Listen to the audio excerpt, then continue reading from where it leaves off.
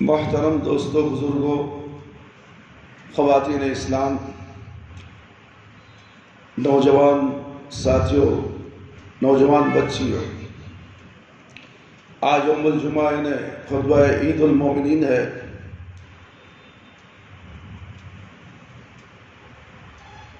آج خطبہ کا عنوان ہے عثمان غنی رضی اللہ عنہ کون ہے؟ لقد رضی اللہ عن المؤمنین اذ یبایعونک تحت الشجرة فعلم ما فی قلوبهم فانزل السکینة علیہم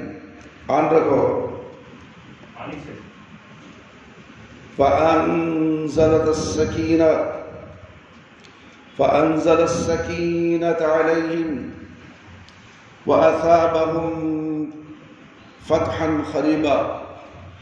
سورہ فتح آیت نمبر 18۔ محترم دوستو، بزرگوں، تمام تعریفات وحدہ لا شریک، خالق کائنات، مالک ارض و سما کے لیے ہے، اور لاکھوں کروڑوں درود و سلام ہو اس ہستی اقدس و مقدس پر جن کا نامی اسم گرامی محمد اکرم صلی اللہ علیہ وسلم و اصحاب و بارک وسلم ہے۔ وہ ذات مقدسہ مبارکہ مطہرہ رب العزت نے جنہیں رحمت کائنات بنا کر بھیجا، اور جن کے ذریعے اہل کائنات کی ہدایت کا، رہنمائی کا بندوبست فرمایا۔ بزرگوں، دوستوں، نوجوان ساتھیوں، خواتین اسلام، امام کائنات، فخر موجودات، رحمت للعالمین صلی اللہ علیہ وسلم کے اصحاب اکرام کا تذکرہ ہم کرتے آ رہے ہیں۔ اس سلسلے ہم نے صدیق اکبر رضی اللہ عنہ کے بارے میں آپ کے سامنے چند گزارشات پیش کی تھی۔ میرے بھائی، میرے دوست، جناب عثمان ابن عفان رضی اللہ عنہ کی ذات والا صفات کا تذکرہ کرنا اور آپ کی عزت و توقیر پر خطبے کو مخصوص کیا ہے۔ میں سمجھتا ہوں کہ عثمان بن عفان رضی اللہ عنہ ان کی ذات کے بھی کئی ایک حصے اور کئی ایک پہلو ہے۔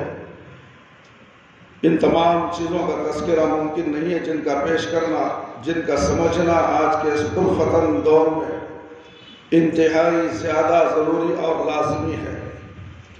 لیکن ہم ذو النورین رضی اللہ عنہ کی سیرت کے صرف انہی پہلوؤں کا تذکرہ کریں گے جو آگے چل کر لوگوں کے ذہنوں کو صاف کرنے میں ممدوح و ممنون ثابت ہوں، وگرنہ حقیقت بات یہ ہے کہ ذو النورین رضی اللہ عنہ اسلام کے دور اول سے، یعنی اس دن سے جب آپ صلی اللہ علیہ وسلم نے سرور گرامی محمد رسول صلی اللہ علیہ وسلم کے دست مبارک پر بیعت کی تھی، آپ کی زندگی کے آخری لمحات تک، اور پھر نبی کائنات صلی اللہ علیہ وسلم کے اس کائنات سے رخصت ہو جانے کے بعد صدیق اکبر رضی اللہ عنہ کے زمانے میں، پھر فاروق اعظم رضی اللہ عنہ کے دور میں، اور پھر اپنے زمانہ خلافت میں آپ نے جو کارہائے نمایاں سر انجام دیے، وہ تاریخ کا ایک انتہائی روشن اور جگمگاتا ہوا باب ہے۔ لیکن نہ ساری چیزوں کے تذکرے کا وقت ہے، اور نہ ہی اس وقت ان ساری چیزوں کا احاطہ مقصود ہے۔ غرض و غایت صرف یہ ہے کہ ان ایام میں، جن ایام میں حسین رضی اللہ عنہ کی یاد کے نام پر مجالس میں ان اسلاف کو نشانہ مشق ستم بنایا جاتا ہے، جن کا واقعہ کربلا کے ساتھ دور کا بھی کوئی تعلق نہیں، بلکہ بیشتر شخصیتیں جن کا ذکر ان مجالس میں کیا جاتا ہے وہ ہے جو اس واقعے کے وقوع پذیر ہونے سے کئی برس پہلے اس دنیا سے رخصت ہو گئی، اس دنیا میں موجود ہی نہیں تھے۔ اور ان مناسبت سے بھی کہ ان ایام میں، جو ایام ابھی گزرے ہیں، ذو الحجہ کے آخر میں عثمان غنی رضی اللہ عنہ، عثمان غنی رضی اللہ عنہ کی شہادت کا واقعہ پیش آیا۔ ان دونوں مناسبتوں کی بنیاد پر ہم نے اس بات کو مناسب جانا اور ضروری خیال کیا کہ ان واقعات کو جن کو لوگوں کی نظروں سے چھپایا جاتا ہے، ان سے گریز کیا جاتا ہے، ان سے ردگردانی برتی جاتی ہے اور خود ساختہ واقعات کو گھڑ کر عثمان غنی رضی اللہ عنہ پر کیچڑ اچھالا جاتا ہے۔ ایک دن ان واقعات کو جو حقیقی واقعات میں اجاگر کیا جائے، دوسرا جو طعن کرنے والے طعن توڑتے ہیں ان کے مطعن کی حقیقت کو جانچا اور پرکھا جائے۔ عثمان غنی رضی اللہ عنہ محمد رسول صلی اللہ علیہ وسلم کی سگی پھوپھی کی صاحبزادے کے صاحبزادے ہیں۔ نبی صلی اللہ علیہ وسلم سے اس لحاظ سے ان کا قریبی رشتہ ہے۔ عثمان رضی اللہ عنہ کا ننیال محمد رسول صلی اللہ علیہ وسلم کا خاندان ہے۔ آپ کے ننیالی بنو ہاشم کے لوگ ہیں، یہی لوگ جن کے محمد رسول صلی اللہ علیہ وسلم کی ولادت باسعادت ہوتی ہے، اور پھر جناب کریم صلی اللہ علیہ وسلم اللہ کی وحدانیت کا اعلان کیا، لوگوں کے سامنے اپنی رسالت کو پیش کیا، تو سب سے پہلے جس جوان رعنا نے آپ کے دست مبارک پر بیعت کی، ان کا نام نام گرامی صدیق اکبر رضی اللہ عنہ ہے۔ جس طرح کے پچھلے ہم نے بیان کر چکے، صدیق اکبر رضی اللہ عنہ صرف یہی شرف حاصل نہیں ہوا، آپ نبی پاک صلی اللہ علیہ وسلم کے ہاتھ پر سب سے پہلے ایمان لائے، سب سے پہلے ایمان لانے والے شخص ہیں، بلکہ یہ اعزاز بھی رب کائنات نے صدیق اکبر رضی اللہ، دیکھو نا کو بھائی پیچھے دیکھنے سے کیا بھی نہیں ہوتا، خطبے سننا سو وہ کچرا گچرا صاف کرنا نہیں ہے، جمعہ کے دن خاموش خطبہ شروع ہوگا تو انگلی بھی نہیں کرنا، انگلی بھی اٹھانا نہیں، نگاہ بھی ادھر ادھر دیکھنا نہیں، آنا ادب سے بیٹھ جانا، وہ سب پاک صفائی کرنا رہا تو پہلے آنا، اللہ کے گھر کی پاکی صفائی کرنے کے لیے وقت سے پہلے آنا، خطبہ شروع ہو گیا ہے، ایک باریک کنکر کو بھی ایسا انگلی سے ہٹانے کا حکم نہیں ہے، اللہ اکبر، یعنی کہ جمعہ کی فضیلت چلے گئی اس کی، اللہ اکبر، اللہ نے ہدایت دے۔ میرے بھائی میرے دوست، بولنے کا مقصد کیا ہے؟ محمد رسول صلی اللہ علیہ وسلم کی ولادت باسعادت ہوتی ہے،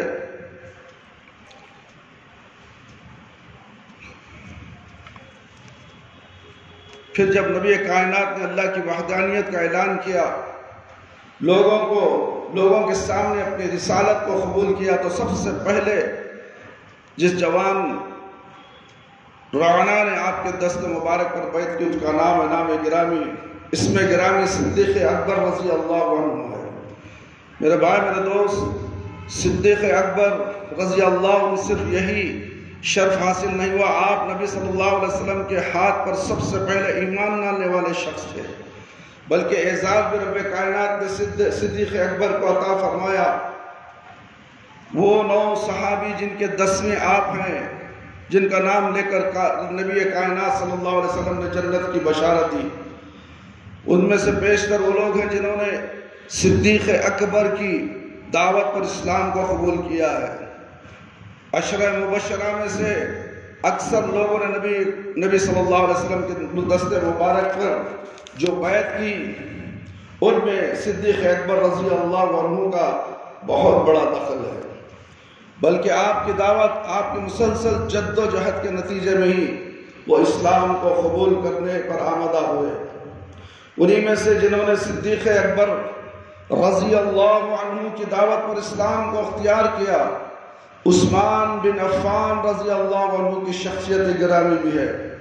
نبی صلی اللہ علیہ وسلم پر ایمان لانے کے بعد صدیق اکبر نے اپنے دن رات کے تمام کاموں کو سمیٹ کر اپنی زندگی کو صرف نبی کریم صلی اللہ علیہ وسلم کی تعلیمات کو عام کرنے میں صرف کر دیا، اپنے کاروبار کو، اپنے دنیاوی معاملات کو تقریباً ترک کر دیا، اپنا سارا وقت یا نبی صلی اللہ علیہ وسلم کی رفاقت میں صرف کرتے، یا اللہ کے قرآن کی تبلیغ اور سرور گرامی کے ارشادات کو لوگوں تک پہنچانے میں آپ کا وقت گزر جاتا، آپ کا وقت صرف ہوتا۔ چنانچہ انہی قیمتی لمحات میں آپ نے عثمان ذو النورین رضی اللہ عنہ کو اسلام کے بارے میں اس کی بنیادی اصولوں سے آگاہ کیا۔ سرور کائنات علیہ السلام کی تعلیمات ان کے سامنے پیش کی، قرآن کی آیات انہیں پڑھ کر سنائی، اور جب عثمان بن عفان رضی اللہ عنہ جب ان تعلیمات سے، اللہ کے فرامین سے، قرآن پاک کے احکامات سے پوری طرح آشنا اور متاثر ہو گئے، تو ایک دن انہیں لے کر سرور گرامی علیہ السلام کی خدمت میں آ پہنچے۔ سرور کائنات نے عثمان کو اسلام کی دعوت دی، عثمان ذو النورین نے اسلام کی دعوت کو اختیار کیا، محمد رسول صلی اللہ علیہ وسلم کے حلقے بہوش ہو گئے۔ اب ذرا تاریخ کے اوراق کو پلٹ کے دیکھیے، عثمان بن عفان رضی اللہ عنہ ان ایام میں مسلمان ہوئے جبکہ بہت کم لوگوں نے بھی ابھی اس تک اسلام کو اختیار نہیں کیا تھا۔ چند لوگ تھے جو ابھی تک مسلمان ہو چکے تھے۔ عثمان بن عفان رضی اللہ عنہ مسلمان ہوئے۔ میری بات کو یاد رکھنا میرے بھائی، لکھ لینا، اپنی ذہنوں میں بٹھا لینا میرے بھائی، میرے دوست، اس زمین کے اور اس آسمان کے نیچے کائنات صلی اللہ علیہ وسلم نے سب سے پہلے اگر کسی مسلمان سے اپنے رشتے کو استوار کیا، میرے بھائی الفاظ کو غور سے سنو، دھیان ادھر ادھر مت لگاؤ، نبی کائنات صلی اللہ علیہ وسلم نبوت کے منصب پر سرفراز ہونے کے بعد سب سے پہلے جس مسلمان سے رشتہ داری کے تعلق کو استوار کیا وہ شخص بنی امیہ کے خاندان کا چشمہ چراغ عثمان بن عفان رضی اللہ عنہ تھا۔ نبی صلی اللہ علیہ وسلم منصب نبوت پر سرفراز ہونے کے بعد عثمان رضی اللہ تعالی عنہ سے پہلے کسی شخص سے کوئی رشتہ داری نہیں کی۔ سب سے پہلے نبی کریم صلی اللہ علیہ وسلم کی نگاہ رشتہ داری کے لیے اگر کسی کے وجود اقدس پر پڑی تو وہ عثمان ابن عفان رضی اللہ عنہ کا وجود اقدس تھا۔ کتنا پیارا رشتہ ہوگا جو اللہ کے نبی صلی اللہ علیہ وسلم نبوت کے بعد صرف نظر کس کے پر پڑی؟ جو ایمان لائے تھے، تھوڑے لوگ مسلمان تھے، اس میں ابن عفان عثمان غنی رضی اللہ عنہ ایمان لائے تھے۔ رشتہ داری کے لیے نظر پڑی تو کس کے پر پڑی؟ بات کو یاد رکھنا، آج صرف بیٹی کے ناطے کسی کو مناخب اور محامد کا مالک بنایا جا رہا ہے۔ جن مناخب اور جن فضائل کا حامل اگر کائنات میں کوئی ہو سکتا ہے تو صرف نبی اور رسول ہو سکتا ہے۔ لیکن اگر بات رشتہ داری ہی کی ہے تو سن لو، رشتہ داری میں عثمان بن عفان رضی اللہ عنہ السابقون الاولون میں سے ہیں۔ جب نبی کریم صلی اللہ علیہ وسلم نے اپنے بیٹی رقیہ کا رشتہ عثمان رضی اللہ عنہ سے کیا تو اس وقت تک علی المرتضیٰ ابھی جوانی کے سرحدوں میں داخل بھی نہیں ہوئے تھے۔ اگر صرف بیٹی کے رشتے کی وجہ سے کسی کو کوئی حقیقت، منقبت اور فضیلت، کوئی شرف اور بلندی، کوئی عزت اور شان حاصل ہو سکتی ہے تو اس حاصل ہونی چاہیے۔ نبی کائنات صلی اللہ علیہ وسلم نے جس کو سب سے پہلے اپنے بیٹی کے رشتے کے لیے منتخب کیا ہے اور کسی نگاہ نہیں پڑی، کسی پر نگاہ نہیں پڑی، اس بات کو یاد رکھنا میرے بھائی۔ نبی علیہ السلام کی 4 بیٹیاں تھیں، 2 بیٹیاں ابو لہب کے بیٹوں سے بیاہی گئی تھیں، ایک بیٹی ابو العاص سے بیاہی گئی تھی۔ جب نبی کائنات صلی اللہ علیہ وسلم نے نبوت کا اعلان کیا، ابو لہب کے بیٹوں سے رخصتی سے پیشتر نبی کائنات علیہ السلام کی بیٹیوں کی جدائی ہو گئی۔ چنانچہ نبی کائنات صلی اللہ علیہ وسلم نے اس بات کو گوارا نہ کیا کہ اسلام کو قبول کیے بغیر ابو لہب کے بیٹوں کے لیے اب آپ اپنی بیٹیوں کو روانہ کر دیں۔ سب سے پہلے جس مسلمان کو نبی صلی اللہ علیہ وسلم نے اپنے بیٹی کا رشتہ عطا کیا، جس پر نظر پڑی، وہ مسئلہ یاد رکھنا، نبی صلی اللہ علیہ وسلم کی نے اپنی بیٹی کا رشتہ عطا کیا، جس پر نظر پڑی، اور مسئلہ یاد رکھنا میرے بھائی میرے دوست، نبی صلی اللہ علیہ وسلم کی نظر نہیں پڑی، نبی صلی اللہ علیہ وسلم نے منتخب نہیں کیا، بلکہ نبی کی بیٹی کے لیے آسمان والے نے عثمان کو منتخب کیا، کیونکہ قرآن کہتا ہے وَمَا يَنطِقُ عَنِ الْهَوَىٰ إِنْ هُوَ إِلَّا وَحْيٌ يُوحَىٰ، سورہ نجم آیت نمبر 3 اور 4۔ نبی کریم صلی اللہ علیہ وسلم کی کوئی حرکت اس کے اپنے ارادے سے نہیں ہوتی۔ نبی تبھی حرکت کرتا ہے جب آسمان والا حرکت کا حکم دیتا ہے۔ یاد رکھو میرے بھائی، سب اپنے آپ کو بڑے سمجھتے ہیں، غیبدان سمجھتے ہیں، کرامت والے سمجھتے ہیں، نہ جانے کیا کیا سمجھتے ہیں، جب تک کہ اللہ کا حکم نہ آیا۔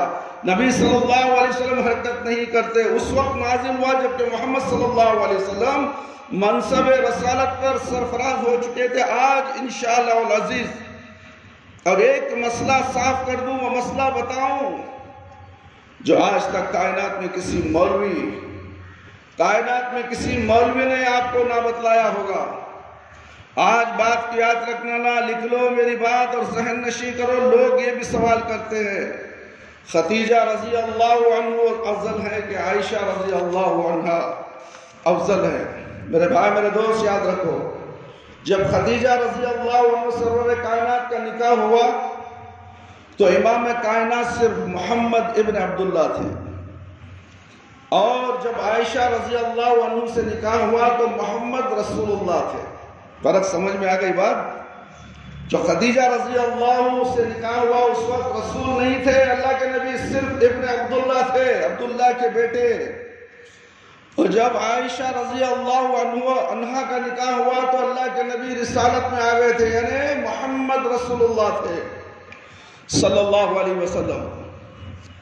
دونوں میں فرق ہے میرے بھائی، ایک نکاح محمد ابن عبداللہ کی حیثیت سے اور ایک نکاح محمد رسول صلی اللہ علیہ وسلم کی حیثیت سے ہوا۔ جس دن نکاح محمد ابن عبداللہ کی حیثیت سے ہوا اس دن اختیارات رب نے انہیں سونپ رکھے تھے، اور جس دن محمد رسول اللہ کی حیثیت سے ہوا اس دن سارے اختیارات رب نے اپنے قبضے میں لے رکھے تھے۔ اس دن نبی کے ارادے کا دخل تھا، اور صدیقہ کی شادی کے وقت نبی کے ارادے کا دخل نہ تھا، رب کے حکم کا دخل تھا۔ فرق اتنا ہی ہے جتنا محمد ابن عبداللہ اور محمد رسول صلی اللہ علیہ وسلم کا ہے۔ اسی لیے امام ابن حزم رحمۃ اللہ علیہ نے الفصل فی الملل ونحل میں لکھا ہے کہ کائنات کے سارے اپنے اپنے مقام پر، لیکن وہ بیوی جس کو عرش معلیٰ کے مالک نے نبی کریم صلی اللہ علیہ وسلم کے لیے منتخب کیا، دنیا کی کوئی شخصیت اس کا مقابلہ نہیں کر سکتی۔ اور یہی مقام عثمان ذو النورین رضی اللہ عنہ کا ہے کہ محمد ابن عبداللہ کی حیثیت سے نبی نے زینب کی شادی بھی کی، رقیہ کی شادی بھی کی، لیکن محمد رسول اللہ صلی اللہ علیہ وسلم کی حیثیت سے سب سے پہلے اپنی دامادی کے شرف کے لیے نبی کائنات نے رب کے حکم سے اگر کسی کو منتخب کیا تو عثمان ابن عفان رضی اللہ عنہ کو منتخب کیا، اور اپنی بیٹی کا نکاح عثمان ابن عفان رضی اللہ عنہ سے کیا۔ پھر دوسرا شرف حاصل ہوا کہ نبی کائنات صلی اللہ علیہ وسلم اور آپ کے رفاقہ کے لیے مکے میں رہنا دو بھر کر دیا گیا، انتہائی مشکل ہو گیا۔ مکے میں اپنی مرضی کے مطابق زندگی گزار سکے، آسمان سے حکم آیا میرے محبوب ان مجبور بے بس کمزور ناتوان ایمان کی خاطر ستائے ہوئے، وَمَا نَقَمُوا مِنْهُمْ إِلَّا أَن يُؤْمِنُوا بِاللَّهِ الْعَزِيزِ الْحَمِيدِ سورۃ البروج آیت نمبر 8۔ اپنا کوئی اختلاف نہیں، اپنی کوئی لڑائی نہیں، اپنا کوئی جھگڑا نہیں، اختلاف اگر ہے تو اس بات کا ہے کہ رب کی توحید کو کیوں مانا۔ معمولی ہے، آج بھی دنیا کے اندر کوئی رب کی توحید کو مانتا ہے تو رشتے کٹ جاتے ہیں، باپ بیٹے کا رشتہ ٹوٹ جاتا ہے، باپ ماں کا رشتہ، بھائی بہن کا رشتہ، یہ تو اللہ کو ماننے والا ہو گیا، ہمارے اولیاء اللہ کہاں گئے؟ افسوس یہی واقعہ اس وقت سے چلا رہا ہے میرے بھائی میرے دوست۔ رب کی توحید کو کیوں مانا؟ محمد صلی اللہ علیہ وسلم کی رسالت کو کیوں تسلیم کیا؟ کہا ان بے کسوں کو کہو اپنے وطن کو چھوڑ دو، اپنے وطن کو چھوڑ دو، نکل جاؤ۔ اور ایمان والوں سن لو، ابراہیم خلیل اللہ کے بعد 6000 سال کے بعد سنت ابراہیمی کی اقتدا کرتے ہوئے ایمان کو بچانے کے لیے سب سے پہلے جس نے ہجرت کی وہ نبی کائنات کا داماد ابن عفان رضی اللہ عنہ تھا۔ اول من ہاجر بعد خلیل ابراہیم، ابراہیم خلیل اللہ کے بعد سب سے پہلے جس سے ایمان کی خاطر ہجرت کا شرف ہوا وہ عثمان ابن عفان رضی اللہ عنہ تھے، پہلا مہاجر۔ اور اس مہاجر کی شان کیا کہنی، یہ رسول اللہ صلی اللہ علیہ وسلم کے رسالت کے وطن کے چھوڑ کے جا رہا ہے، اور اس کی رفاقت میں محمد صلی اللہ علیہ وسلم کے لخت جگر نبی کائنات کی بیٹی اس کے ساتھ ہے۔ یاد رکھو، اسلام کی تاریخ میں سب سے زیادہ اگر کسی چیز کی اہمیت حاصل ہے تو وہ دو چیزوں کو ہے، ایک ہجرت کو اور ایک جنگ بدر کو۔ بہت زیادہ اہمیت قرآن نے کہا وہ لوگ جنہوں نے ہجرت کی، اللہ کے لیے مال، اولاد، وطن، دھن دولت کو چھوڑا، کائنات کا کوئی مسلمان ان کا مقابلہ نہیں کر سکتا۔ قرآن کا الفاظ ہے میرے بھائی، 28واں پارہ اٹھاؤ دیکھو، لا يستوي منكم من انفق من قبل الفتح وقاتل اولئك اعظم درجة، سورۃ الحدید آیت نمبر 40 پر 5۔ جنہوں نے فتح مکہ سے پہلے ہجرت کی، آنے والی نسلیں ہی نہیں، رب کائنات نے اپنے حبیب کے اصحاب کو مخاطب کر کے کہا تم بھی ان کا مقابلہ نہیں کر سکتے۔ اور سن لو، اس بارے میں بھی عثمان رضی اللہ عنہ کو وہ مقام حاصل ہوا جو عشرہ مبشرہ میں سے کسی کو نہیں ملا۔ ہر ایک اپنے اپنے خصائص میں بے مثال۔ صدیق اکبر رضی اللہ عنہ ہجرت کی، فاروق اعظم نے ہجرت کی، علی المرتضیٰ نے ہجرت کی، زبیر نے ہجرت کی، ابو عبیدہ ابن جراح نے ہجرت کی، طلحہ نے ہجرت کی، علی المرتضیٰ نے ہجرت کی، عبد الرحمن بن عوف نے ہجرت کی، سعید بن عاص نے ہجرت کی رضی اللہ عنہ۔ یہ سارے عشرہ مبشرہ میں سے ہیں۔ ان سب سے ہجرت کی، لیکن نبی کریم صلی اللہ علیہ وسلم کے داماد عثمان رضی اللہ عنہ نے ایک مرتبہ ہجرت نہیں کی بلکہ ایمان کے لیے 2 مرتبہ ہجرت کی۔ یہ مقام رب نے عثمان بن عفان رضی اللہ عنہ کو عطا کیا۔ اور پھر اسلام کی تاریخ میں 2 ہی واقعے میں ہجرت کا اور بدر کے قافلے چلنے لگے۔ مدینے کے سارے مسلمان نبی کریم صلی اللہ علیہ وسلم کی رفاقت میں چلے۔ نبی کی بیٹی بیمار ہے، نبی صلی اللہ علیہ وسلم کی بیٹی بیمار ہے، عثمان کا شوہر ہے، عثمان رضی اللہ عنہ کا شوہر ہے، معرکہ اولیٰ درپیش ہے، مجاہدین بے سر و سامانی کے عالم میں سر وقف میدان جہاد میں گردنوں کو کٹانے کے لیے جا رہے ہیں۔ ہم نماز پڑھنے کے لیے مسجد کو نہیں آتے، صحابہ کرام تو اپنی گردنیں کٹانے کے لیے نکل جاتے ہیں، دنیا کو نہیں دیکھتے، بیوی بچوں کو نہیں دیکھتے۔ ہم مسلمان اپنے آپ کو کہتے ہو، نماز کا وقت ہوتا ہے، اذان ہوتی ہے، مسجد کا آنے تیار نہیں، جمعہ کا وقت ہے، صرف 2 رکعت نماز پڑھنے کے لیے یہ مسلمان بھاگ کر آتا ہے۔ خطبہ اسے سننا نہیں ہے، خطبہ سے اسے کیا لینا دینا، میں تو 2 رکعتی کا مسلمان ہوں۔ افسوس میرے بھائی، میرے دوست، اللہ اکبر کبیرہ، میدان جنگ میں گردنوں کو کٹانے کے لیے جا، عثمان منتظر ہیں، میرے لیے نہ جانے کیا حکم ہوا، بن حکم نہیں ہوا عثمان رضی اللہ عنہ۔ نبی کائنات نے نگاہ اٹھائی، عثمان کے غم زدہ چہرے کو دیکھا۔ عثمان کیا بات ہے، کیا غم زدہ ہو؟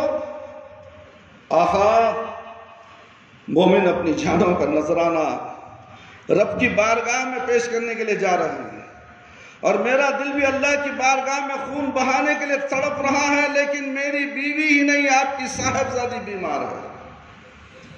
آپ کا حکم ہو تو میں بھی آپ کے ہم رکاب ہو جاؤں۔ آسمان سے جبرائیل علیہ السلام آئے، سن لو، عرش نے جبرائیل علیہ السلام کو بھیجا، کہا جاؤ میرے محبوب کو جا کے کہو کہ وہ عثمان کو حکم دے، عثمان رضی اللہ عنہ کو حکم دے کہ تم مدینے میں بیٹھ کے محمد صلی اللہ علیہ وسلم کی بیٹی کی تیمارداری کرو۔ یہ حکم کہاں سے آ رہا؟ اللہ رب العالمین نے جبرائیل علیہ السلام کو بھیجا ہے۔ کس کی تیمارداری کرو؟ بیٹی کی تیمارداری کرو، اللہ تجھ کو بدر کے غازیوں میں شمار فرمائے گا۔ اور یہی وجہ ہے کہ محمد رسول صلی اللہ علیہ وسلم نے جب بدر کے مال غنیمت کو تقسیم کیا، ایک حصہ اٹھایا، الگ رکھا، صحابہ نے پوچھا یا رسول اللہ صلی اللہ علیہ وسلم یہ سارے حصے آپ نے ان کو عطا کیے جنہوں نے جہاد کیا، تلوار سے لڑے، یہ کس کا حصہ ہے؟ ایسا بیٹھو، یہ کس کا حصہ ہے؟ فرمایا اس کا حصہ ہے جس کو عرش والے نے بدر کا غازی قرار دیا، یہ عثمان ابن عفان کا حصہ ہے۔ نبی کائنات واپس آئے، بیٹی رقیہ کا انتقال ہو گیا، عثمان کے گھر پہنچے، آنکھوں سے آنسوں کی جھڑی لگی، نبی کائنات نے پیارے کندھے پہ ہاتھ رکھا، عثمان سر کو اٹھایا، محبوب کائنات سامنے کھڑا ہے، آقا آج عثمان پہ غم کے پہاڑ ٹوٹ پڑے، بیوی کی اتنی بات نہیں، محمد صلی اللہ علیہ وسلم کی بیٹی ہے، محمد صلی اللہ علیہ وسلم کی بیٹی سے گھر خالی ہو گیا ہے، ہائے ذرا محبت کی فرادانی تو دیکھو، نبی پیار کرنے والا، نبی رسول محبت کرنے والا، رسول پیغمبر سراپا رحمت پیغمبر، اس کی محبت اپنی بیٹی کے لیے، لیکن آسمان والے نے گواہی دلوائی، اپنی بیٹی کی موت کے موقع پر نبی صلی اللہ علیہ وسلم نے یہ بتلایا، محمد صلی اللہ علیہ وسلم کو اپنی بیٹی سے بڑی محبت ہے، لیکن عثمان سے بیٹی سے بھی زیادہ محبت ہے، عثمان رضی اللہ عنہ سے بیٹی سے بھی زیادہ محبت ہے۔ موقع پر نبی صلی اللہ علیہ وسلم نے بتایا، اس موقع پر ایک والد کے لیے بڑی ہی تکلیف کا موقع ہوتا ہے، بیٹوں والا ذرا سوچو، اللہ نہ کرے کسی کی جوان بیٹی پر موت آ جائے، اس کے دل کا کیا عالم ہوتا ہے، اس کا احساس بیٹیوں والوں کو ہوتا ہے، جس نے اولاد جنی ہے، اس کی نوجوان اولاد اس کے آنکھوں کے سامنے مر جائے تو اس باپ کو پوچھو اس کی تکلیف، میرے بھائی میرے دوست، دنیا والے کیا جانے۔ اس غم کے موقع پر بھی نبی کائنات نے ساری کائنات کو گواہ بنا کے کہا، لوگوں سن لو، عثمان رضی اللہ عنہ میرے کلیجے کو اتنا ٹھنڈا کیا کہ آج محمد صلی اللہ علیہ وسلم اس کی آنکھوں میں آنسو نہیں دیکھ سکتا۔ اس موقع پر اعلان کرتا ہے کہ محمد صلی اللہ علیہ وسلم نے اپنی بیٹی ام کلثوم کا رشتہ بھی تیرے لیے دیا۔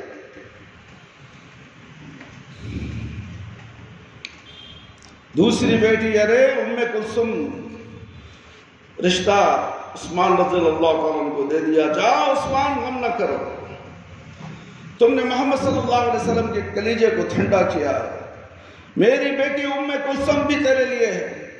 اور آج صرف یہی نہیں کہ نبی کی امت کا کوئی شریک اس کا ہم تر، ہم مرتبہ، ہم سر، ہم درجہ، ہم رتبہ نہیں، بلکہ آدم کی پوری اولاد میں کسی کو یہ شرف نہیں ملا میرے بھائی میرے دوست۔ عثمان بن عفان رضی اللہ عنہ کو ملا ہے، 1,24,000 یا 44,000 یا کم و بیش نبی ہوئے، ان کی بیٹیاں بھی ہوئی، ان کے بیٹے بھی ہوئے، لیکن دنیا کی تاریخ میں کبھی یہ موقع نہیں آیا کہ کسی نبی نے اپنی 2 بیٹیوں کا نکاح ایک شخص سے کیا ہو۔ دنیا کی تاریخ میں کوئی واقعہ نہیں۔ اس شرف کے لیے بھی رب کائنات نے اگر منتخب کیا تو ذوالنورین رضی اللہ عنہ کو کہا گیا۔ اس آسمان پر لکھا جا چکا تھا، آسمان پر لکھا جا چکا تھا عثمان بن عفان، عثمان بن عفان ہی نہیں بلکہ ذوالنورین بھی لکھا گیا رضی اللہ عنہ۔ اللہ کے نبی صلی اللہ علیہ وسلم کی 2 بیٹیاں ان کو دے دی گئی، اسی لیے ان کا نام لقب کیا لگا؟ ذوالنورین۔ بہت سے لوگوں کو معلوم بھی نہیں ہے ذوالنورین کیا ہوتی ہے۔ قدرت کا تماشا، میرے بھائی قدرت کا تماشا دیکھو، اللہ اکبر، کیا کہنے۔ قدرت آزمانا چاہتی ہے تو بہت آزماتی ہے۔ دوسری بیٹی کی بھی فوت ہو گئی۔ قدرت کا تماشا دیکھو میرے بھائی، دوسری بیٹی بھی فوت ہو گئی، عثمان رضی اللہ عنہ کی دوسری بیٹی بیوی بھی فوت ہو گئی۔ ارے شرم کرو، شرم کرو۔ آج ممبروں پر چڑھ چڑھ کے یہ کہتے ہیں کہ نبی نے کہا تھا کہ بنو امیہ کا خاندان ملعون شیطان ہے۔ آج ممبروں پر چڑھ چڑھ کے کہا جاتا ہے، اور پھر نہ یہ ڈائری والے لکھتے ہیں نہ پولیس والے پوچھتے ہیں، لیکن اگر محمد صلی اللہ علیہ وسلم نے یہ کہا ہوتا اپنی بیٹیاں بنو امیہ کو کبھی نہ دیتے، کوئی ملعون خاندان کو بھی اپنی بیٹی دینے کے لیے تیار ہوتا۔ شرم میں ڈوب کر مرو میرے بھائی، میرے دوست اور دشمنوں۔ سن لو، اگر تمہیں معلوم نہیں تو آج معلوم کر لو۔ نبی کی 4 بیٹیاں زینب، رقیہ، ام کلثوم، فاطمہ تھی رضی اللہ عنہ۔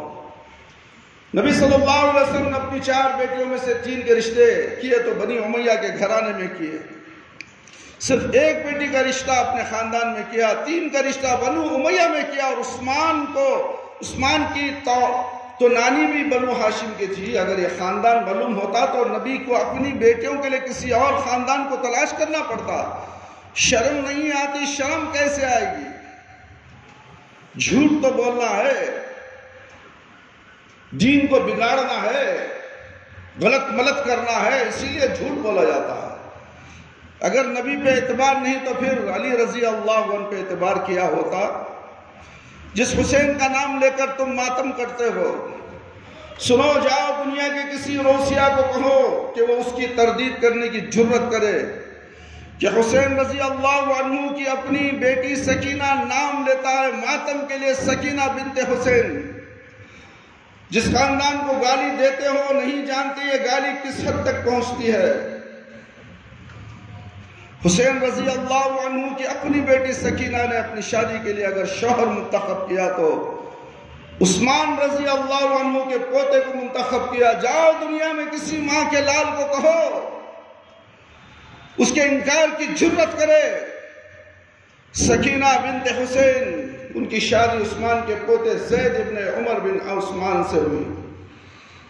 علی رضی اللہ عنہ کا بیٹا حسین رضی اللہ عنہ، عثمان کا بیٹا عمر، حسین کی بیٹی سکینہ، عمر کا بیٹا زید، یہ بنی امیہ کا ہے کہ نہیں ہے؟ سکینہ بنت حسین شادی کی جاتی ہے تو عثمان کے پوتے کے ساتھ کی جاتی ہے۔ اور حسین رضی اللہ عنہ کی ایک اور بیٹی تھی فاطمہ بنت حسین۔ جاؤ تاریخ کو اٹھاؤ، دیکھو، پڑھو، جانچو، تحقیق کرو تو صحیح اسلام کی کیا تاریخ ہے معلوم نہیں، بس 5 وقت نماز پڑھ لیا بہت بڑا کام کرتا لیا، دین سمجھا تو سننے کے لیے تیار نہیں، ٹائم نہیں حضرت۔ ابا جیسے انہیں دنیا میں پیدا ہوا تو کھانے کے واسطے، کمانے کے واسطے، سب بھکارے ہیں دنیا کے اندر۔ صحابہ اکرام رضی اللہ عنہ بھوکا پیٹ کو پتھرے باندھ کر دین جانتے تھے۔ آستین نے 5 سٹیپ کا کنڈا پیٹ بھر کو کھاتا ہے، ڈکار لے کو سوتا ہے۔ اسلام کے بارے میں تو چھوڑو، اسلام کی بنیادی باتیں یاد نہیں اسے، صحیح عقیدہ نہیں معلوم، نماز کے احکام و مسائل نہیں معلوم، نماز پڑھتا ہے۔ اللہ اکبر، افسوس، سب افسوس۔ جاؤ تاریخ کو اٹھاؤ، تم ماتم کرتے ہوئے اپنے چہرے کو تھپڑ مارو۔ تمہارے چہرے پہ یہ سیاہی ملتے ہوئے فاطمہ بنت حسین رضی اللہ عنہ کی شادی کی تو عثمان کے پوتے کے ساتھ کی ہے۔ دوسری طرف جعفر طیار کی پوتی نے شادی کی تو عثمان کے بیٹے ابان سے کی ہے رضی اللہ عنہم اجمعین۔ کیوں؟ یہ وہ گھرانہ ہے جس میں خالائیں آئی ہیں، خالائیں۔ عثمان کا گھر کون سا گھر جس میں حسین رضی اللہ تعالیٰ عنہ کی خالائیں آئی ہیں؟ جس گھر میں خالہ ہے اس میں بھتیجی کو جاتے ہوئے کیا ڈر ہے؟ تم نے 1400 سال بعد دشمنی کی داستانیں کھڑی کر دیں۔ اگر شرف منقبت کی بات بیٹی کے ناطے سے ہے تو آؤ اس کے بارے میں کیا کہتے ہو، جس کو نبی نے اپنی 2 بیٹیاں عطا کی، دوسری بیٹی بھی فوت ہو گئی، عثمان کی دوسری بیٹی بھی فوت ہو گئی، عثمان کی دوسری بیٹی بھی فوت ہو گئی، بیوی بھی فوت ہو گئی۔ آج پھر آنسوں کی بارش ہو رہی ہے۔ کائنات کا امام صلی اللہ علیہ وسلم آیا، عثمان پہ نگاہ ڈالی، فرمایا عثمان محمد صلی اللہ علیہ وسلم تیری آنکھوں میں آنسو نہیں دیکھ سکتا، سر کو اٹھاؤ، نبی تجھ پہ اتنا راضی ہے کہ کعبے کے رب کی قسم اگر محمد صلی اللہ علیہ وسلم کی 40 بیٹیاں ہوتی ایک کے بعد دیگر تجھے دیتا جاتا۔ کتنا بڑا مقام ہے عثمان رضی اللہ عنہ پر۔ اگر رب کائنات نے مجھے 40 بیٹیاں دیتی تو ایک کے بعد تجھے ہی دیتا۔ انکار نہ فرماتا، تو نے تو اتنا کلیجہ ٹھنڈا کیا ہے، بیٹی کی بنیاد پر ہی تم نے سارا مسئلہ کھڑا کیا ہے۔ 40 بیٹیوں کی بات ہو رہی ہے۔ اللہ تو ہم کو معاف کر دے، ہم اس بات کو کرنا چاہتے ہیں کہ اگر یار ہم کو کرنے پر مجبور نہ کرے۔ یہاں 2 بیٹیاں دی اور اتنے راضی کہ باقی بیٹیاں اگر ہوتی تو دینے کا اقرار فرما رہے، اور وہاں صرف 1 بیٹی دی۔ بس آج بات آ گئی ہے تو سن لو میرے بھائی میرے دوست، علی رضی اللہ عنہ کی شان میں جو گستاخی کرے ہمارے نزدیک اس کا ایمان کمزور ہے۔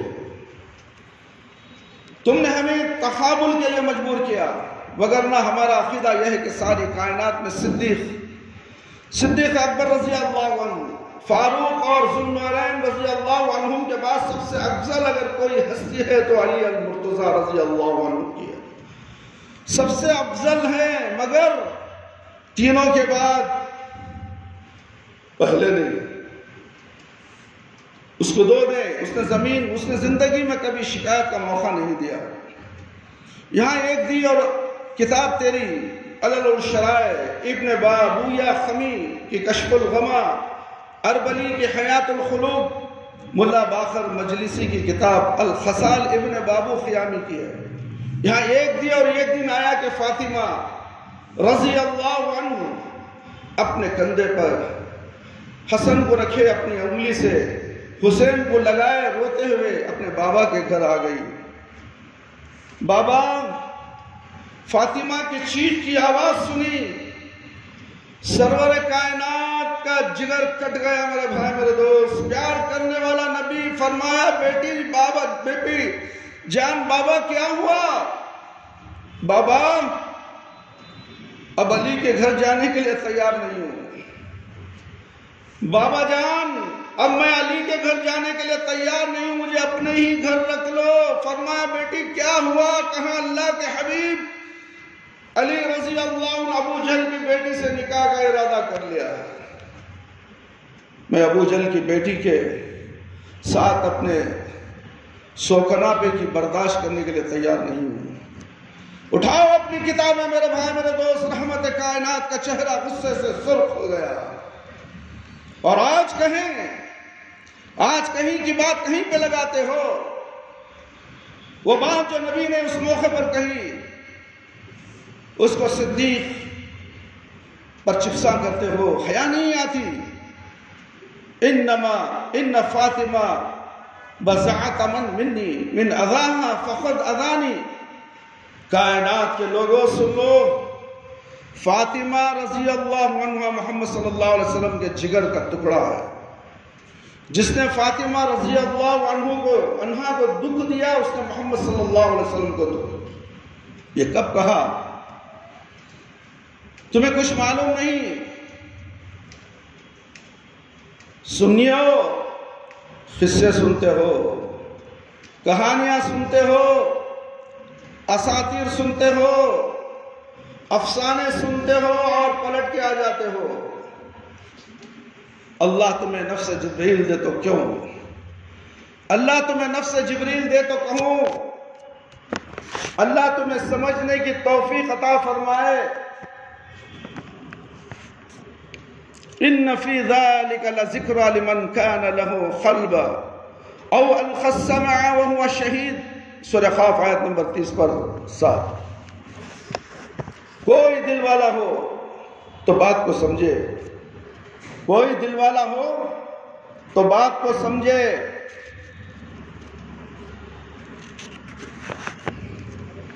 تمدن، تصوف، شریعت کلام، بتان عجم کے پجاری تمام، حقیقت خرافات میں کھو گئی. یہ امت روایات میں کھو گئی، قصے کہانیوں میں کھو گئی. قصے کہانیاں سناتے ہو، بناوٹی باتیں سناتے ہو، ملا مولوی سناتے تو بڑی جوش سے سنتے ہو، خوش ہو جاتے ہو. نعرہ رسالت، نعرہ رسالت، اللہ اکبر. قصے کہانیوں پر جو حقیقی واقعہ ہے اس پر کوئی منہ کھولنے کے لیے تیار نہیں. روایت کا نام دین اور خرافات کا نام حقیقت رکھ دیا. کہاں کی بات کو کہاں پہ جوڑ کے صدیق رضی اللہ عنہ پڑتان کرنے لگے. من اذاہا، غصے سے نکلے. اور آج یہ بات سن لو، کبھی کسی نے نہ بتلائی ہوگی.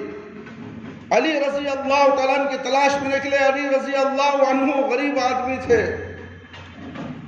دیکھا کہ مسجد کے ایک کونے میں مٹی پہ سوئے ہوئے ہیں، پاؤں کے ساتھ ٹھوکر لگائی.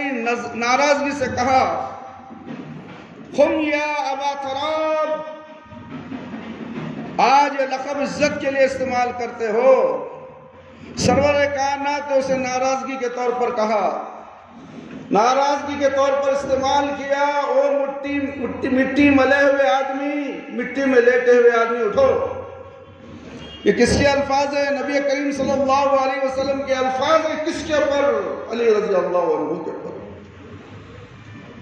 اٹھو ابو تراب.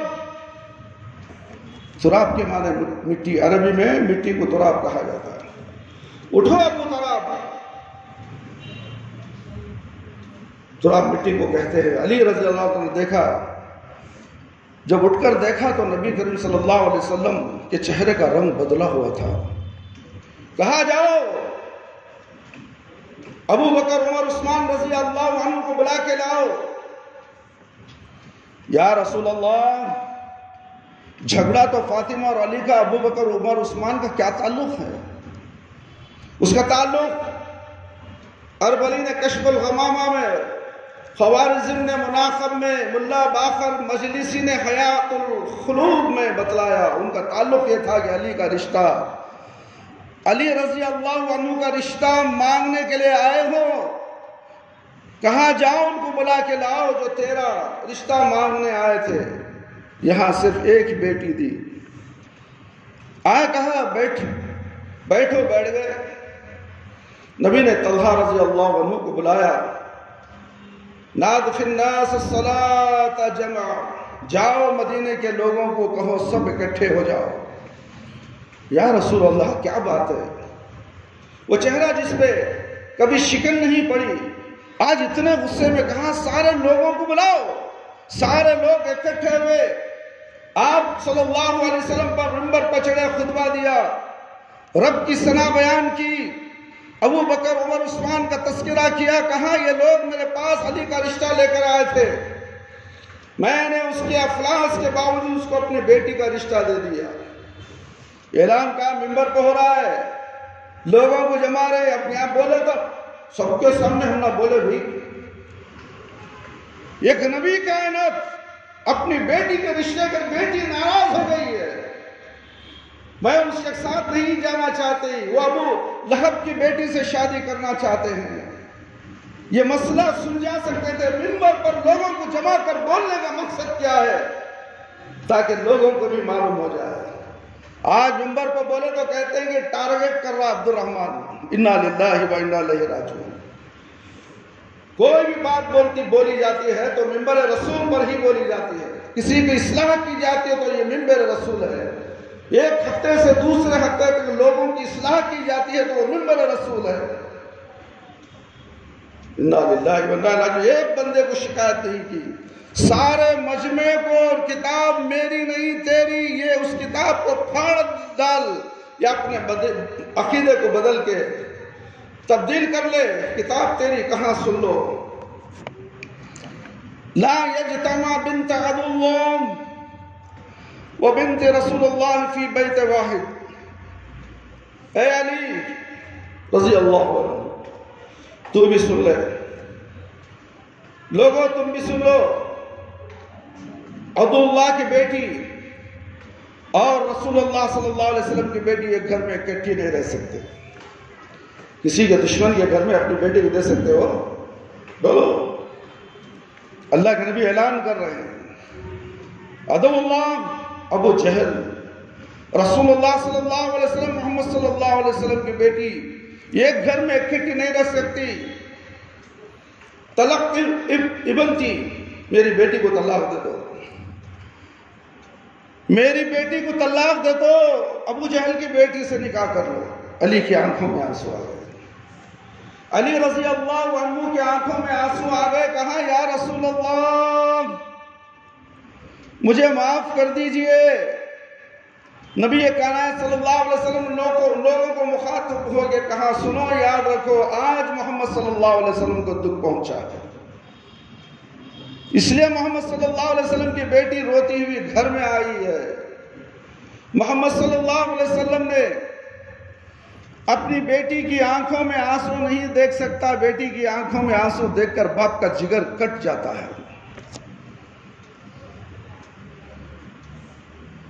جاؤ آج کے بعد کبھی محمد صلی اللہ علیہ وسلم کو دکھ نہ دینا. من آذاہا فقد اذانی، جس نے محمد صلی اللہ علیہ وسلم کی بیٹی کو دکھ دیا اس نے محمد صلی اللہ علیہ وسلم کو دکھ دیا.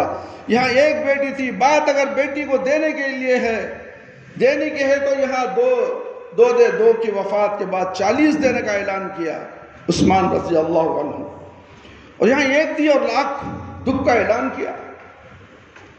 وہاں 2 دی دکھ نہیں ہوا، 40 دینے کا اعلان کیا، ایک دی دکھ آ گیا. اللہ اکبر. علی رضی اللہ عنہ نے اللہ کے نبی کو دکھ دے دیا. میرے بھائی میرے دوست، علی رضی اللہ عنہ ناراض ہو گئے، نبی صلی اللہ علیہ وسلم ناراض ہو گئے، اعلان کر دیا، سب لوگوں کو جمع کر دیا. تو عثمان رضی اللہ عنہ کوئی ایسا ہو تو لا کے دکھاؤ جس کی کوہنین کے تاجدار نے غزوہ تبوک کے موقع پر، جیش الاسرا کی تحجیز کے موقع پر، مسجد نبوی کے اندر روزہ من ریاض الجنہ کے اندر اپنے ممبر پر کھڑے ہو کے 8 مرتبہ جنت کی بشارت دی. کسی صحابی کو 8 مرتبہ جنت کی بشارت نہیں دی. وہ عثمان ابن عفان رضی اللہ عنہ ہے، جسے ممبر جنت میرے بھائی میرے دوست روز الجنہ جسے کہا جاتا ہے، جو مدینے میں گئے تھے وہ دیکھ کر آئے ہیں، وہاں کھڑ کر اعلان کرتے ہیں کہ 8 مرتبہ اعلان کرتے ہیں میرے بھائی میرے دوست جنت کی بشارت دی. عثمان فی الجنہ، عثمان فی الجنہ، عثمان فی الجنہ، ما ذر عثمان ما عمل بعد اليوم الخط.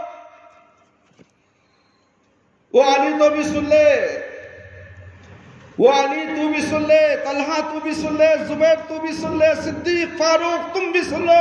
آج کے بعد اگر عثمان نیکی کا کوئی کام نہ کرے، آج کے بعد عثمان کوئی نیکی کا کام نہ کرے، رب تب بھی اسے جنت عطا فرما کے چھوڑے گا.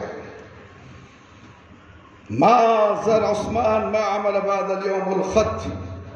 یہ عثمان رضی اللہ عنہ تھے.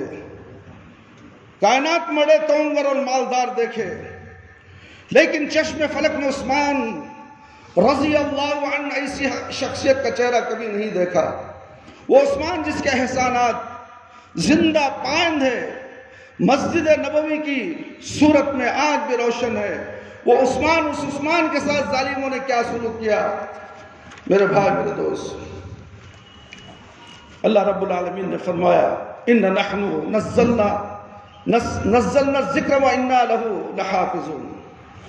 اس قرآن کو اتارا بھی ہم نے اور قیامت تک اس کو محفوظ رکھنے کا ذمہ بھی ہم نے خود اٹھایا ہے. آپ صلی اللہ علیہ وسلم سے بیشتر کسی کتاب کے لیے رب کائنات نے ذمہ داری اپنے اوپر نہیں ڈالی کہ میں اس کو کائنات کو بقا تک باقی رکھوں گا. یہ ذمہ داری تو صرف اس کتاب ہدایت کے لیے ہے جسے رب ذوالجلال نے رحمت کائنات پر نازل کیا، جسے کونین کی ہدایت کے لیے اپنی آخری کتاب قرار دیا.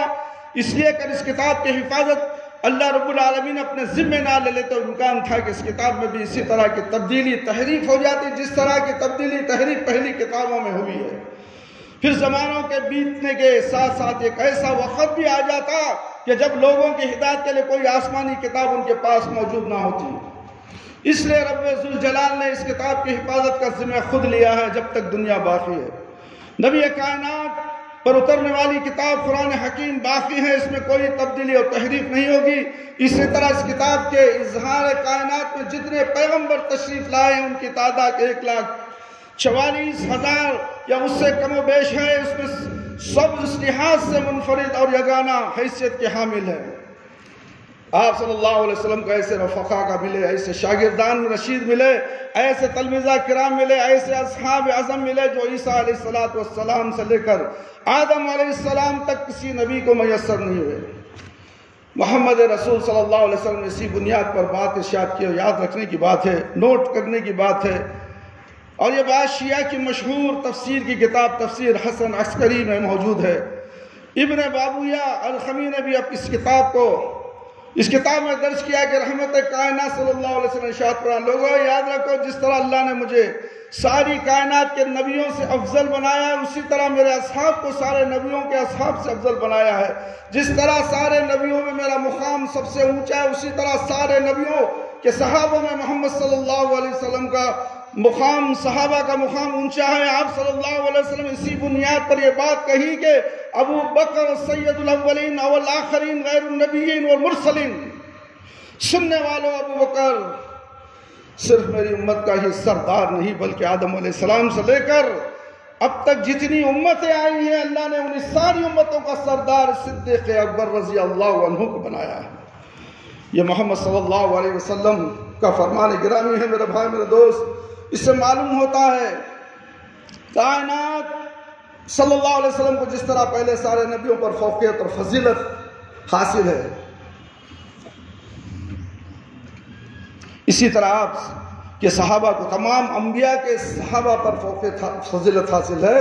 اور پھر ہم جب پہلے انبیاء کے حواربین کو، ان کے رفقا کو، ان کے ساتھیوں کو، ان کے تلامذہ کو، ان کے شاگردان رشید کو، ان کے جاہ نثار کو دیکھتے ہیں تو پھر اپنے آقا ہے محترم محمد صلی اللہ علیہ وسلم کے رفقا کو دیکھتے ہیں تو ہمیں ان کے اندر خصوصیات نظر آتی ہیں، پہلے کسی نبی کے صحابی کے اندر وہ موجود نہیں۔ امام کائنات فخر موجودات رحمت للعالمین مکہ مکرمہ سے ہجرت کر کے یثرب میں تشریف لاتے ہیں۔ رب کائنات یثرب کو اپنی رحمت کی آمد کی برکت سے شرف عطا ہوتا ہے، اس کا نام ہی مدینۃ النبی اور مدینہ رسول صلی اللہ علیہ وسلم قرار پاتا ہے۔ لیکن حالت ہے کہ مسلمان دو طبقوں میں تقسیم ہے۔ آج تو مسلمان ہزاروں طبقوں میں تقسیم ہے، وہ زمانے میں دو طبقوں میں، نبی کے زمانے میں میرے بھائی میرے دوست دو طبقوں میں تقسیم ہو گئے۔ ایک طبقہ وہ ہے جو بنی نبی محترم علیہ السلام کے ساتھ مکہ معمرہ سے لپٹ کر آیا، اللہ کے دین کے لیے جس نے اپنا سب کچھ رب کی بارگاہ میں لٹایا، اللہ کی راہ میں قربان کیا۔ سنو، اللہ کی راہ میں نماز پڑھنے کے لیے اپنا وقت قربان نہیں کرتے، پھر بھی ہم مسلمان، جمعہ ہو گئی 1 گھنٹے سے قربان کروں، کہاں ہے مجلس نادارت، سننے والا کوئی بھی نہیں اللہ کی باتوں کو، اللہ کے نبی کی باتوں کو، صحابہ کے باتوں کو سننے والا نہیں، پیر و مرشد، یہ فقیروں کے باتوں کو سننے کے لیے مسجد بھر جاتی ہے۔ یہ مسلمان جس سے دیکھ کے شرمائے بہت، انا للہ و انا الیہ راجعون۔ مسلمانوں کا بیڑا غرق ہو چکا ہے، آج مسلمان ٹھوکریں کھا رہے ہیں، ظلم کی آندھیوں میں پڑے ہوئے ہیں، غیر قوم پیروں تلے کچل رہا ہے، پھر بھی اثر نہیں۔ مسلمانوں کو بستیوں سے بھگایا جا رہا ہے، دکانیں خالی کی جا رہی ہیں، مہینے کا ٹائم دیا جا رہا ہے اور اعلان کیا جا رہا ہے کسی دکان میں مسلمان کو نوکری پر مت رکھو، جو رکھے گا اس کا انجام وہ دیکھ لے گا۔ یہ وقت آ رہا ہے۔ کیوں ہم اسلام کو جاننے ہمارے لیے فرصت نہیں ہے، ہمیں نماز پڑھنے کی فرصت نہیں۔ حی علی الصلاح حی علی الفلاح، اسی لیے مسجدوں کے سامنے بینڈ باجا بج رہا ہے، کوئی مائک اعلان روک نہیں سکتا۔ آج دور آ چکا ہے میرے بھائی، مسجدوں کو تالے لگ چکے ہیں، کوئی مسلمان میں یہ غیرت نہیں ہے کسی کو روک سکے، کسی کو بول سکے۔ آج کیوں مسلمان ڈرپوک ہو چکا ہے؟ کیوں؟ اسے قدرت کی طاقت نہیں، نماز کی طاقت نہیں، ایمان کی طاقت اس کے پاس نہیں ہے۔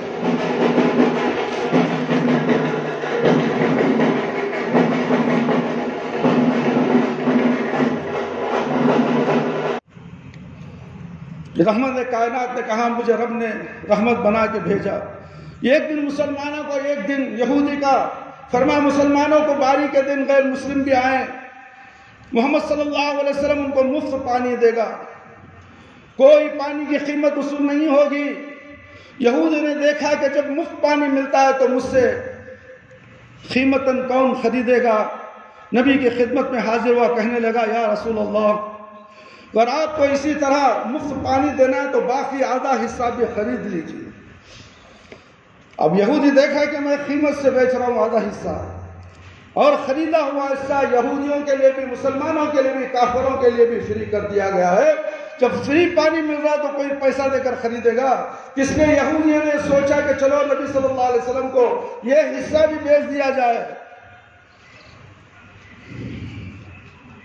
نبی کی خدمت میں حاضر ہوا، کہنے لگا یا رسول اللہ صلی اللہ علیہ وسلم، اگر آپ کو اسی طرح مفت پانی دینا ہے تو باقی آدھا حصہ بھی خرید لیجئے۔ رحمت کائنات نے پھر اپنے منبر پر تشریف لا کر فرما کر یہی بات کہی، لوگوں عثمان نے بائر و روما کا آدھا حصہ خرید کر مومنوں کے لیے وقف کیا ہے، کون ہے جو اس باقی آدھے حصے کے لیے چندہ دے؟ محمد صلی اللہ علیہ وسلم اسے جنت کی بشارت دیتا ہے، اور دوسرے قوموں کے لیے جنت کی بشارت۔ پہلے حصے کے لیے پانی پلاؤں گا حوض کوثر میں، دوسرا حصہ خریدنے سے جنت ملنے والی ہے، اعلان کر رہے ہیں اللہ کے نبی۔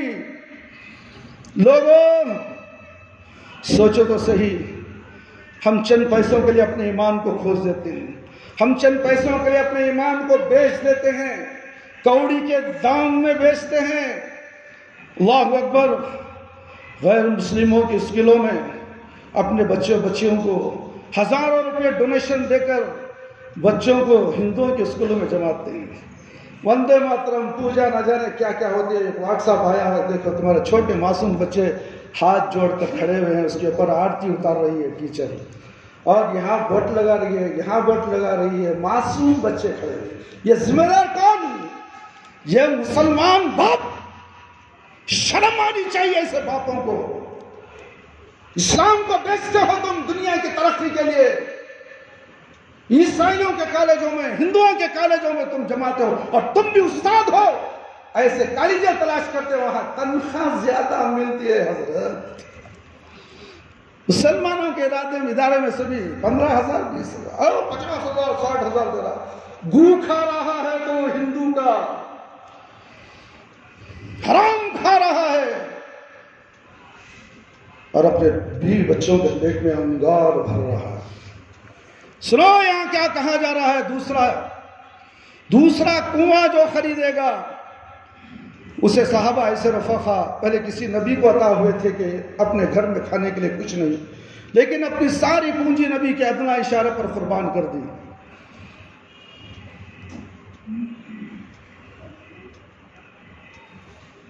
عثمان بن عفان رضی اللہ عنہ پھر اٹھ کر کھڑے ہو گئے، کہا اللہ کے رسول کسی اور سے چندے کی ضرورت نہیں۔ عثمان باقی نصف چندہ دینے کے لیے بھی تیار ہے، آدھے حصے کا بھی چندہ دینے کے لیے۔ چندہ مت لو لوگوں سے، غریب لوگ کہاں سے دیں گے؟ اور عثمان رضی اللہ عنہ ایسے صحابہ، ایسے رفقا پہلے کس نبی کو عطا ہوئے تھے، اپنے گھر میں کھانے کے لیے کچھ نہیں، لیکن اپنی ساری پونجی نبی کے ادنا اشارے پر قربان کر دی۔ ابھی چند نہیں بیتے تھے، مسلمانوں کی تعداد بڑھنے لگی، اسلام پھیلنے لگا، سرور کائنات کی شمع کے پروانے زیادہ ہونے لگے، نبی کریم صلی اللہ علیہ وسلم کے ارد گرد جمع ہونے لگے۔ مسجد سرور کائنات کے دست مبارک سے بنائی ہوئی مسجد کی جگہ مومنوں کے لیے تنگ ہو گئی۔ رحمت کائنات نے ایک جمعہ کے خطبے میں اپنے صحابہ کی بڑھتی ہوئی تعداد کو دیکھا اور مسجد کو دیکھا کہ وہ تنگی و دامہ کا شکوہ کر رہی ہے۔ آپ نے اعلان کیا لوگوں تم میں سے کون ہے جو اس مسجد کی توسیع کے لیے جو کسی نبی کی بنائی ہوئی آخری مسجد سے زمین خرید دے؟ اللہ کا رسول صلی اللہ علیہ وسلم ناطق وحی اس سے وعدہ کرتا ہے اس کی جگہ بدلے میں، اس کی جگہ کے بدلے میں نبی اس کو رب جنت میں محلات دے گا، محل نہیں محلات، کئی محلیں دے گا۔ عثمان غنی رضی اللہ عنہ اٹھے، قربان جائیے، اے مسلمانوں یہ واقعہ تو سنو۔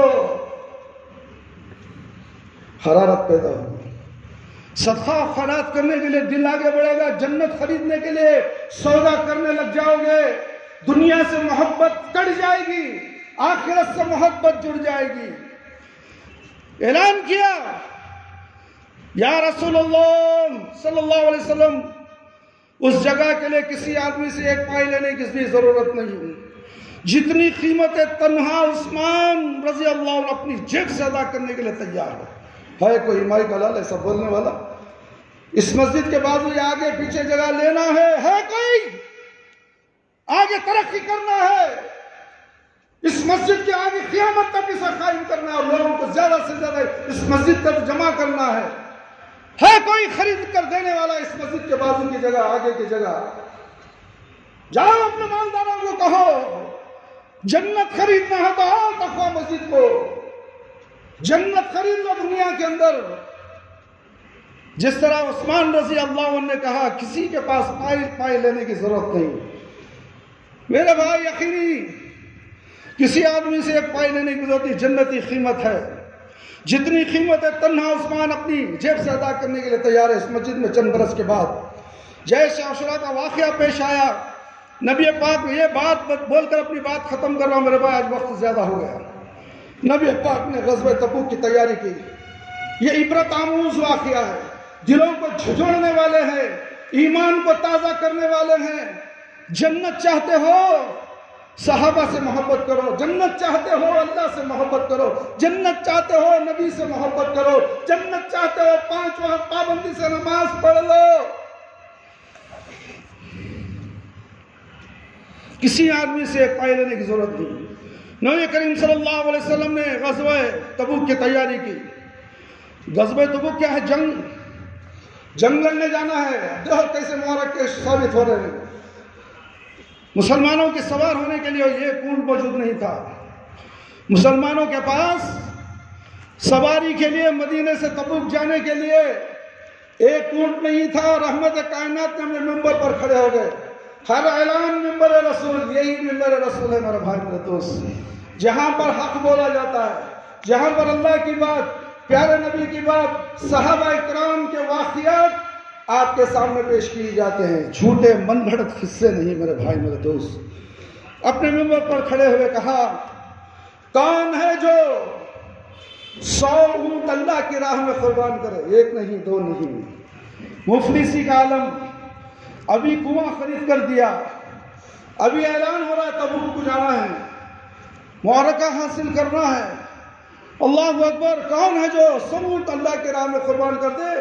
اور لوگ رک کر ایک بات سمجھ لو، رب ان مومنوں کے لیے آسمانوں کے دروازے کھول دیتا ہے جو رب کے لیے اپنا سب کچھ لٹانے کے لیے تیار ہو جاتے ہیں۔ پھر جو رب کی راہ میں اپنا سب کچھ لٹاتے ہیں، رب ان کے مال میں کبھی کمی نہیں آنے دیتا۔ یہ کان کھول کر سن لو، تم اللہ کی راہ میں پیسہ دینے کے لیے بخیل کرتے ہو نہیں، وہ پیسہ تمہارا رائج گاہ نہیں گیا، ہوٹل کو گیا، بیڑی پیا، سگریٹ پیا، پان پراگ کھایا، دوستوں کو خرچ کیا، 100 روپے اڑ گئے، وہ ضائع ہو گیا، حرام میں چلا گیا، اس کا حساب تمہیں دینا ہے قیامت کے دن۔ اس مسجد کو اگر 100 روپے 500 روپے دے دیے، یہ تمہیں ہزاروں کی تعداد میں اجر ملنے والا ہے، تو مرو گے تمہیں معلوم ہوگا نا۔ میرے بھائی میرے دوست، اعلان ہوتا ہے، پھر جو رب کی راہ میں اپنا سب کچھ لٹاتے ہیں، رب ان کے مال میں کبھی کمی نہیں آنے دیتا۔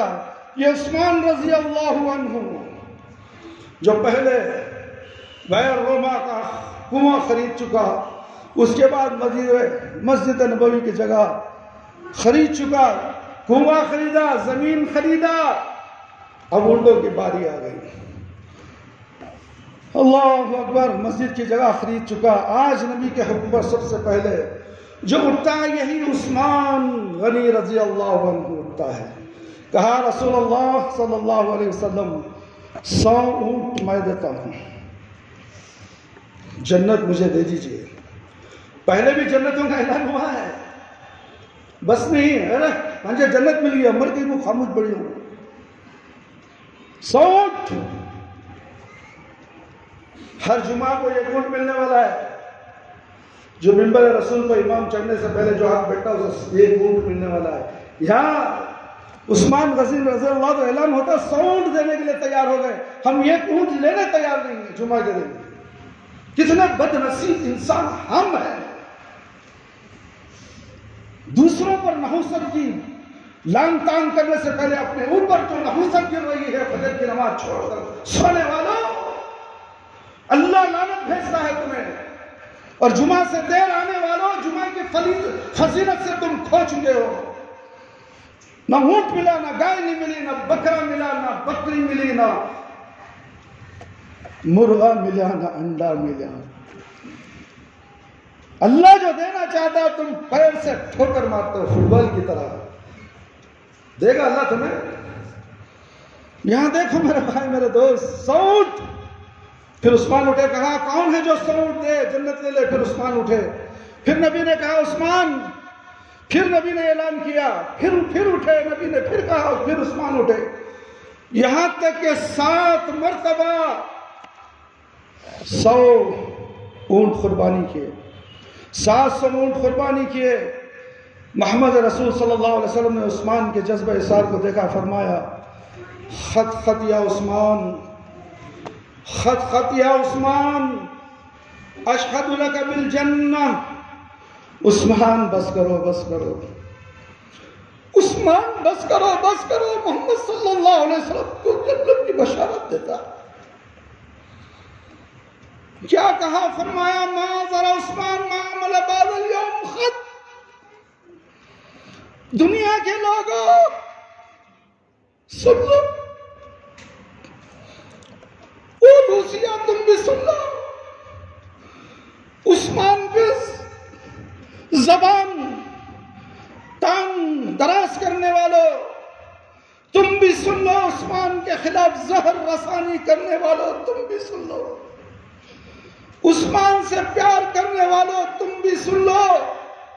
جاؤ ساری کائنات کی تاریخ اٹھاؤ، محمد رسول صلی اللہ علیہ وسلم سے پہلے کہ نبیوں کی، آپ سے پہلے کے رسولوں کی، کسی نبی کسی رسول نے اپنی امت کیا کسی آدمی کو یہ الفاظ نہیں کہے جو خاتم النبی نے عثمان ذو النورین کو کہے. اور باپ کہہ دیتا ہوں اس کو یاد رکھنا. رحمت کائنات کی ساری سیرت اٹھاؤ، خود ساختہ افسانے تلاش کر شخصیتوں کے گرد والے بنتے، ان کی عظمت کے جھوٹ کا سہارا لیتے، افسانے تلاشتے، قصے گھڑتے ہو.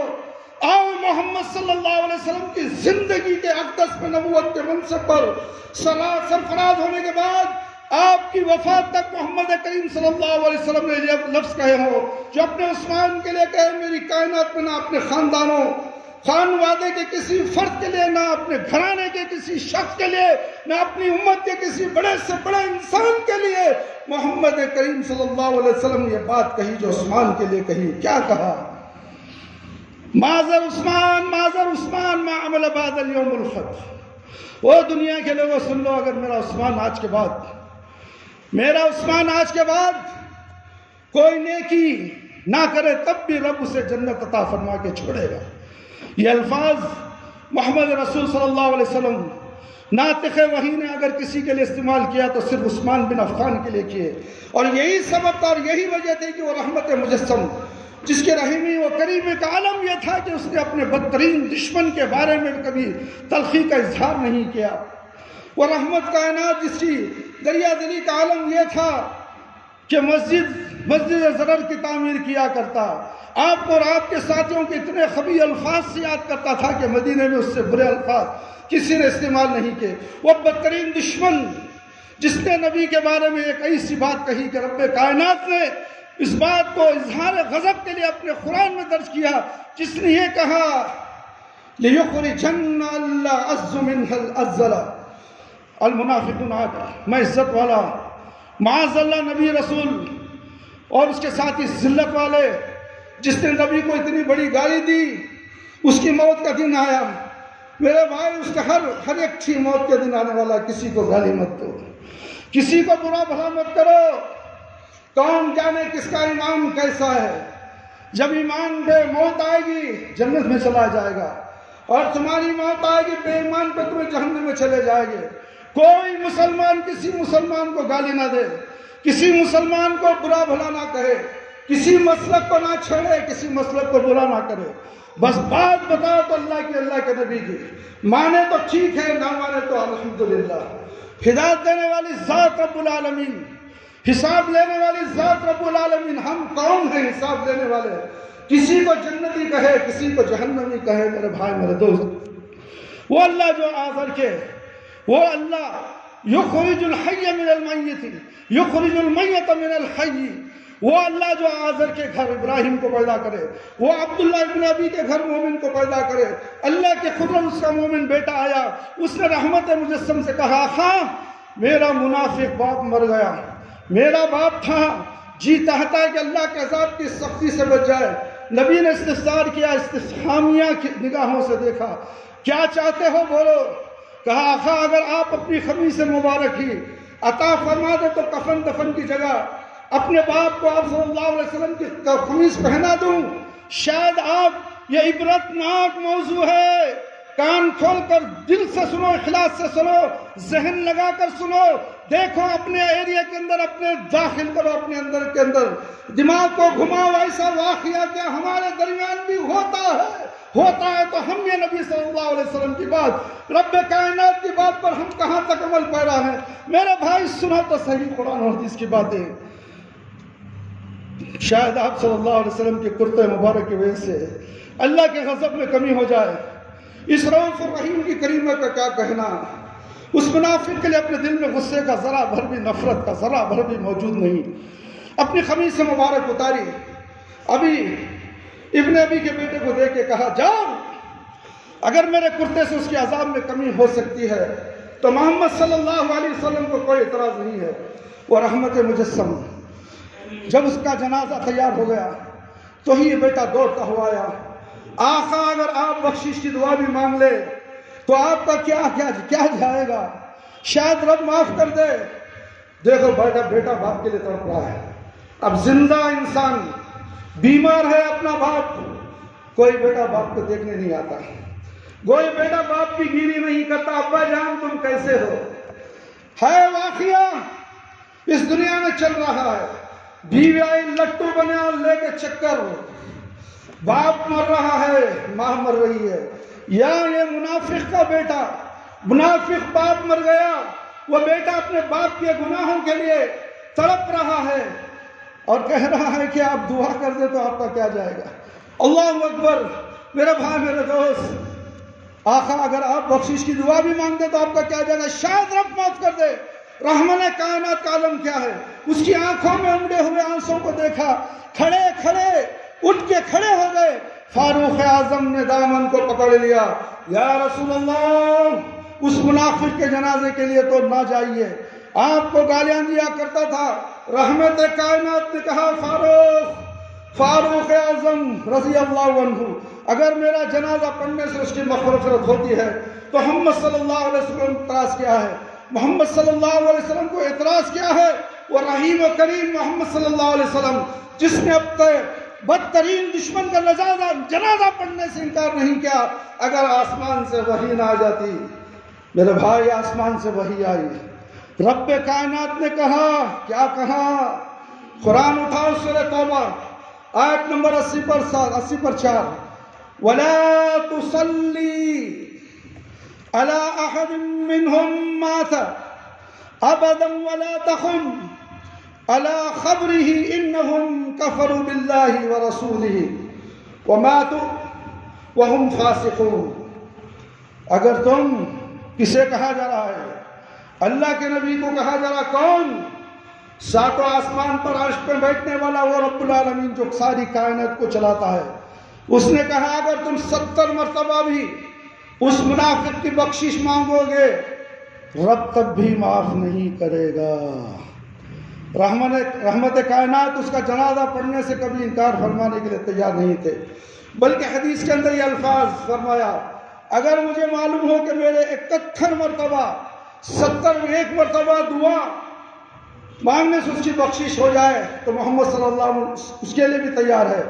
اس قدر رحیمی وہی محمد صلی اللہ علیہ وسلم اس شخصیت مقدسہ کے مقام کو آنے والی نسلوں کے اس مسجد کو جس محمد صلی اللہ علیہ وسلم نے ہاتھوں سے بنایا، اس مسجد کے اس منبر کے اوپر کھڑے ہو کر جس منبر کے تقدس کی آسمان کے فرشتے گواہی دیتے ہیں، جنت کی ایک دن میں 8 مرتبہ بشارت دی، جنت کی ایک دن میں 8 مرتبہ بشارت دی، اس کے مقام کا مسئلہ آیا تو وہ رحمت مجسم خیر مجسم میں تبدیل ہو گیا۔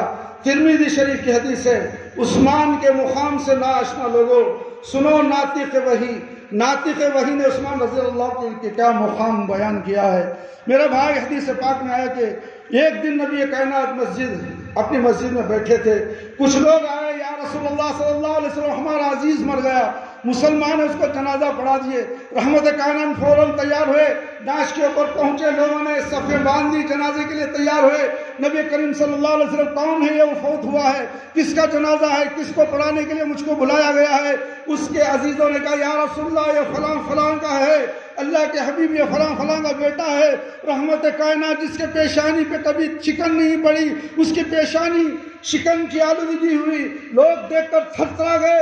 آج رحمت کائنات کی پیشانی پہ شکن آ گئی، نہ جانے کیا ماجرا۔ فرمایا وہی تو نہیں جو میرے عثمان رضی اللہ عنہ کو برا کہتا تھا۔ لوگوں نے سر جھکا کے کہا، اللہ کے رسول یہ وہی ہے جس کی عثمان سے دشمنی تھی۔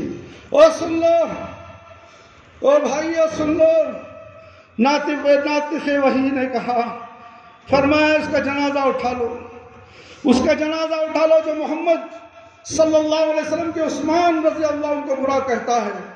محمد صلی اللہ علیہ وسلم اس کا جنازہ پڑھنے کے لیے تیار نہیں، اپنے دشمن کا جنازہ پڑھانے کے لیے تیار نہیں، دشمن کا جنازہ پڑھانے کے لیے تیار۔ اٹھا لو، میرے عثمان کو برا کہنے والا محمد صلی اللہ علیہ وسلم کے استغفار کا حق نہیں رکھتا۔ عثمان رضی اللہ تعالیٰ نبی کائنات کے ان جلیل القدر و مقام میں تھا جن کی شان اور جن کے مقام کو محمد صلی اللہ علیہ وسلم نے جنت جانتے تھے کہ پوری کائنات میں نبی کے سارے جہاں نثاروں میں نبی کے سارے ساتھی سارے کے سارے اپنے مقام پر بڑی شان رکھنے والے، لیکن جو دریا دلی رب نے عثمان رضی اللہ تعالیٰ عنہ کو عطا کہ وہ کسی دوسرے کو نہیں بخشی۔ میرے بھائی میرے دوست، اللہ رب العالمین سے دعا کرتا ہوں کہ ان تمام باتوں کو سن کر آپ تمام اس پر عمل کریں، عبرت حاصل کریں، نصیحتیں حاصل کریں۔ انشاءاللہ یہ عثمان رضی اللہ تعالیٰ عنہ کے تعلق سے ہی جس طرح ان کو ستا گیا، ان کو مارا گیا، اتنے بڑے جلیل القدر صحابی کو دشمنوں نے بہت ستا کے مارا ہے۔ میرے بھائی ہم اس کا ماتم نہیں بنا سکتے۔ حسین رضی اللہ تعالیٰ عنہ کو ماتم کا جنازہ تو دیکھا تم نے گلیوں میں کیسا بے حرمتی کے ساتھ پیش کیا گیا۔ عثمان رضی اللہ تعالیٰ عنہ کا تو اللہ اکبر، اللہ رب گواہ ہے، اللہ کے نبی نے تو 10 مرتبہ جنت کی بشارت دے دی۔ میرے بھائی شروع سے اس واقعے کو سننا ہے تو آج کا خطبہ جمعہ تعلیمات تقویٰ یوٹیوب میں ہے، آپ ریسرچ کر کے تعلیمات تقویٰ کو سبسکرائب کریں۔ انشاءاللہ باقی باتیں اور بھی ہیں ان کے تعلق عثمان غنی رضی اللہ تعالیٰ عنہ کے ساتھ سے، اس کے ساتھ جو برا تعلق ہوا اس کا ایک حصہ میں آپ کے سامنے انشاءاللہ یا یوٹیوب کے ذریعے سے یا درس وغیرہ میں بول کر میں بات کو ختم کروں گا انشاءاللہ۔ جزاکم اللہ خیر۔ اللہ تعالیٰ تمام کو سننے والا بنائے، حق بات کہنے والا بنائے، حق کو سننے والا بنائے، حق پر ڈٹ کر عمل کرنے والا بنائے، اور پیارے نبی صلی اللہ علیہ وسلم کی شریعت پر عمل کرنے والا بنائے۔ اطاع اللہ اطاع رسول پر عمل کرتے ہوئے زندگی گزارے اور آخری دم تک نماز کو قائم کرے، یہاں تک کہ تمہاری سانس اتر جائے اس وقت تک نماز پڑھنا ہے۔